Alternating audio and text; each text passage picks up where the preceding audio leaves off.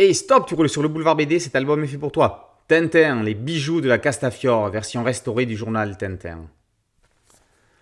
À Moulinsart, Tintin, Haddock et Milou se promènent dans la campagne environnante du château. Ils rencontrent une enfant qui pleure en pleine forêt. C'est une petite tzigane. Elle les conduit au campement où se trouve sa famille.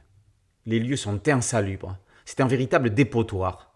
Le capitaine Haddock leur promet une belle pâture près de son domicile, auprès d'une rivière.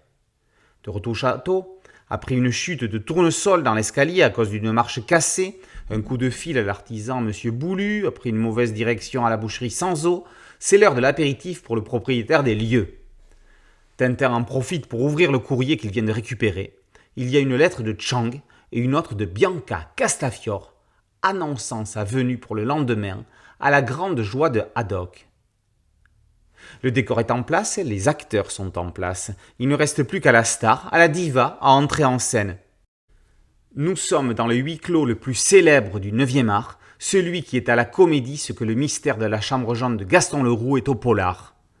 Nous sommes en train de lire les mythiques bijoux de la Castafiore. Le rossignol milanais débarque avec sa fidèle dame de compagnie Irma et son pianiste attitré Igor Wagner.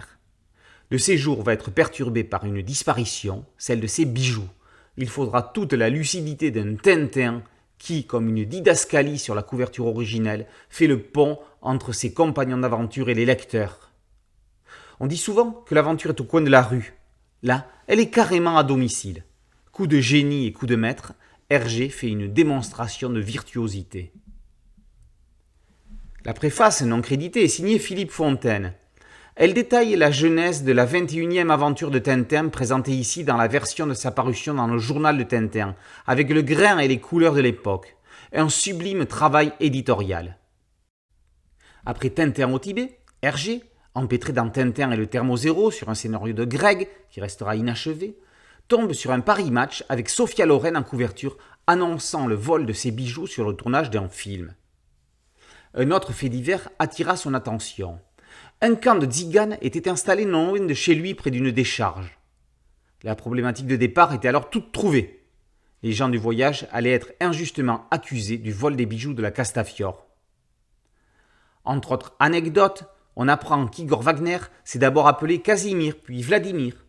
On admire le plan du château réalisé par les collaborateurs du maître pour mieux réaliser l'intrigue, dévoilant quelques contradictions avec des mises en place dans des albums précédents.